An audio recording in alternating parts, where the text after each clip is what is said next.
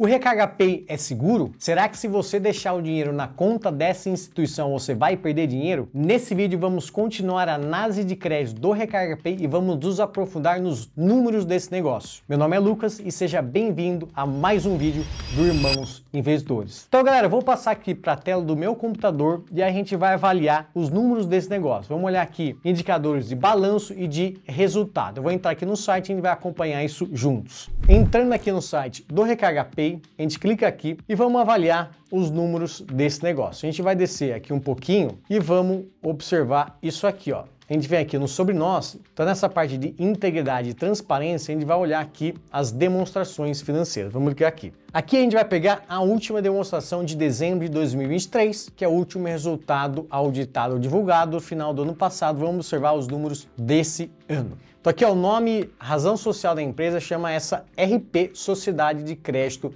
Direto. P, que é o Recarga Pay, Sociedade de Crédito Direto, é já algum tipo de instituição regulada pelo Banco Central. Descendo um pouquinho, o que a gente olha aqui? Que a RP, Sociedade de Crédito Direto, foi constituída em 20 de outubro de 2020. Então ela é relativamente recente, tem aí mais ou menos 4 anos que passou a ser essa SCD. Em outubro de 21, ela teve autorização do Banco Central para operar como essa sociedade de crédito direto, de acordo aqui com a publicação no Diário Oficial. Então ela passou inclusive a ser obrigada, a elaborar e divulgar suas demonstrações contábeis, que é essa aqui que a gente está olhando. Por isso que a gente tem ali um histórico curto de demonstrações. E aqui a gente observa também que a companhia iniciou suas atividades operacionais no segundo semestre de 2022. Então é muito recente esse cara, tem 2, 3 anos no máximo, que ele começou a operar aqui de forma mais ativa. Então a gente desce aqui mais um pouquinho e vamos continuar observando esse documento. Aqui tem uma questão importante, meus amigos e minhas amigas investidores. Tem aqui um tópico chamado de ênfase, que ele fala aqui, ó, desenquadramento do requerimento de capital e plano de adequação. O que é isso? Toda entidade financeira regulada pelo Banco Central precisa carregar um nível de Basileia mínimo. O que é o nível de Basileia? Você vai pegar o quanto de patrimônio dos sócios tem no banco e vai dividir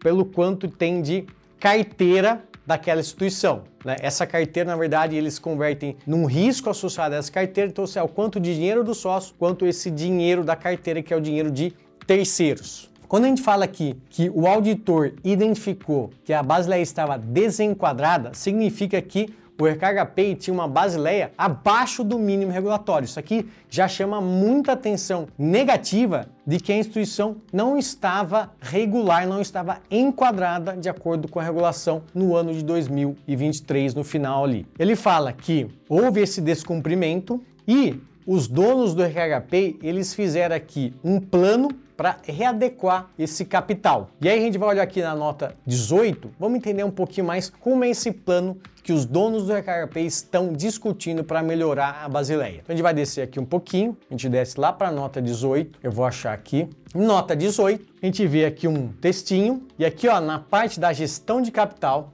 a gente olha aqui, ó, existe esse requerimento mínimo de patrimônio, conforme aqui o Banco Central do Brasil ele determina. O Recarga Pay ele recebeu esse ofício de que ele estava desenquadrado nesse montante. O que a gente olha aqui, ó, de números. O Recarga Pay tinha um patrimônio de referência, o dinheiro dos sócios, de 40,7 milhões nessa instituição. A carteira, que eles convertem tudo no risco dessa carteira, tem aqui o risco de crédito, risco operacional, etc. Todo esse nível aqui de risco são 540 milhões. E o Banco Central exigia que ele precisava carregar um PL mínimo que tivesse dinheiro do sócio na empresa de pelo menos 54 milhões. E ele estava com 40,7, estava abaixo dessa exigência. Portanto, o índice de Basileia, que nada mais é que esse 40,7 dividido pelo 540, dá 7,54%. E a Basileia mínima, quando a gente divide esse cara por esse cara, deveria ser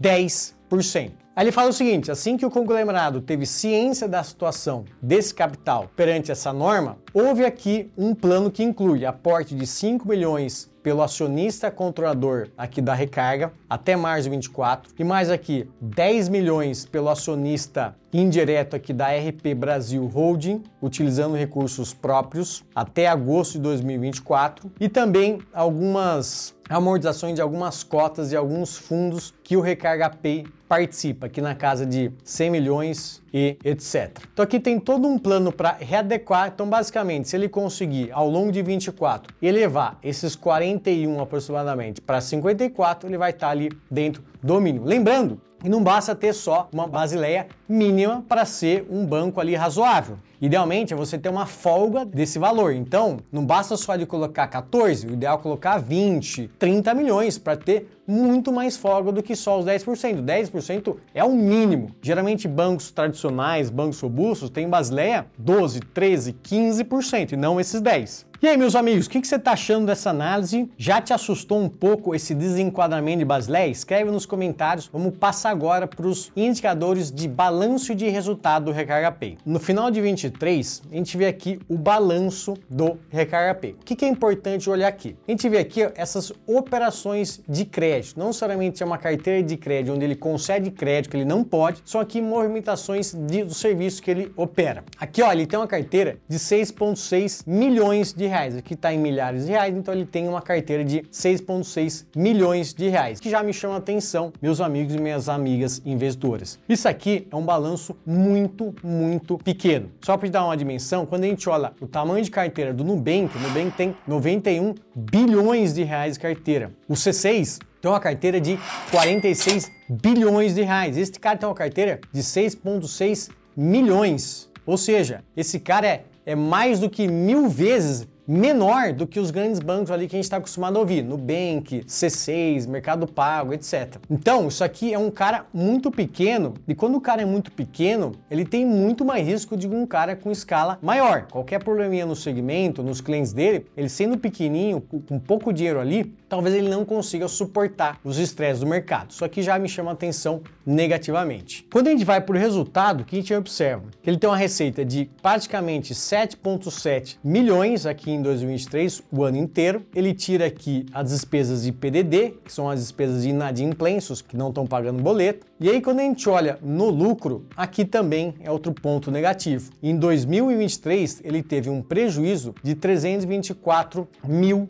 reais. E no ano anterior, em 2022, ele teve um prejuízo de quase 1 milhão de reais. Então a gente observa aqui que o Recarga Pay ele não dá lucro. É uma empresa ainda em crescimento, pequena, recente, que não dá lucro. Qual que é a contrapartida aqui, meus amigos? Vamos olhar também um pouquinho do copo meio cheio. A gente observa que existe um crescimento muito relevante de um ano para cá. Então, em 2022, ele tinha aqui uma receita de 150 mil, não era nada, e hoje ele tem 8 milhões praticamente de receita. E o próprio lucro, tudo bem, ainda que fosse prejuízo de 1 milhão, ele já reduziu para um prejuízo praticamente 1/3 menor que esses 324 mil. Quando a gente olha também, volta aqui um pouquinho para a carteira dele, ele tinha uma carteira de basicamente 1 milhão em 2022. Em 2023 ele cresceu tanto e esse cara passando a ter uma carteira de 6,5 milhões de reais. Então existe sim esse crescimento, é uma tese de crescimento, né? Pela própria história ali do dono que empreende serialmente, criando e vendendo várias empresas, os investidores de risco, os investidores anjo, todos aqui buscam esse crescimento relevante. E aqui a gente observa que a companhia está sim crescendo, mas obviamente por essas dores de crescimento e a baixa escala, ele não gera lucro e tem ali números ainda muito pequenos comparados com qualquer outra grande conta digital. Então o que a gente observa do Recarga Pay? A gente tem alguns pontos fracos, por exemplo, é um cara recente que começou ali em meados de 2022, é um cara que nasceu de uma história de investimento de risco, começou ali com um aplicativo em 2009 e passou a ser regulado só ali a partir de 2022, então tem praticamente 2 anos ali só de história, é muito pouco. Tem números ali ainda muito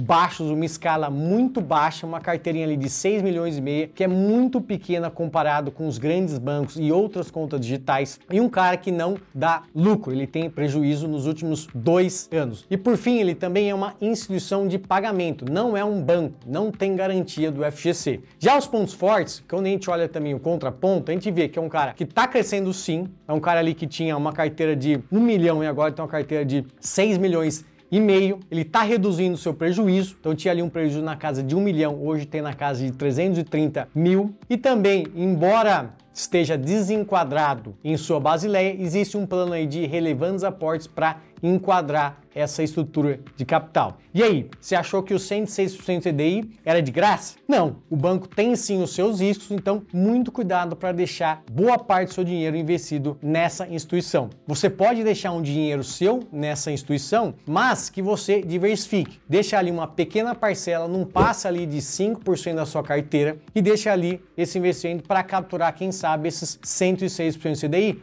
mas controlando o seu risco. Se der algum tipo de problema, você vai perder pouco. Agora você deve estar se perguntando, tudo bem, Lucas, eu entendi, é um cara aqui arriscado, mas será que não tem uma outra conta digital que paga acima do CDI com menos risco? Claro, existe, por exemplo, o Mercado Pago, que promete pagar 105 por CDI e tem números e balanços e um risco muito menor que a Recarga Pay. Eu vou deixar aqui no card para você acessar. A gente também fez outros vídeos sobre o Banco Sofisa, o Banco da Ecoval, que ambos pagam 110% do CDI e tem muito menos risco do que esse cara aqui. E você aí que deve ter conta no Recarga Pay, você já ouviu falar do 99Pay. No próximo vídeo vamos avaliar o risco de crédito 99Pay.